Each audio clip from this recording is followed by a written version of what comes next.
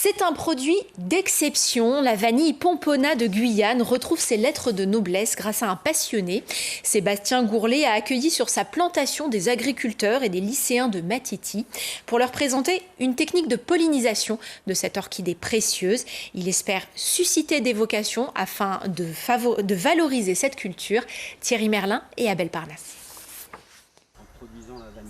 Entre ombre et lumière, cette liane majestueuse, la fleur de vanille, la star de ce sous-bois pour ses professionnels de l'agriculture et ses lycéens.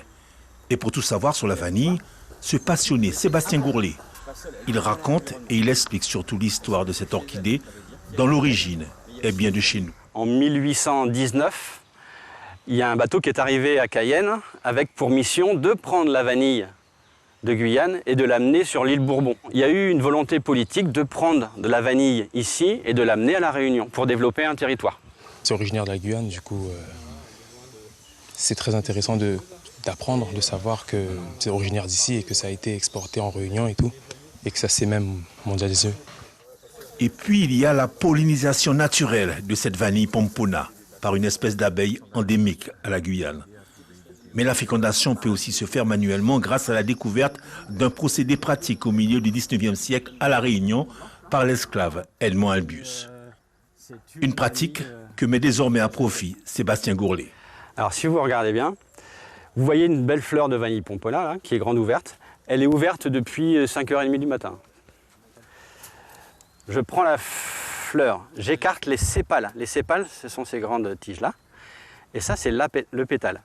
Je vais déchirer le pétale, comme ça. Et vous voyez apparaître le pollen ici, le stigmate ici, et ici le rostellum. Le rostellum, si je le touche, je vais pouvoir le faire bouger.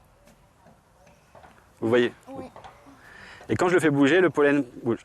Et le geste avec cette tige, c'est de bouger la porte, et avec le pouce, d'amener le pollen sur le stigmate. Le stigmate est collant, le pollen va rester collé. Okay.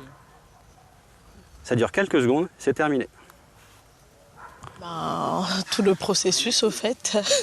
La plante, d'ailleurs, je ne savais pas qu'elle était comme ça et qu'elle se présentait sous cette forme-là.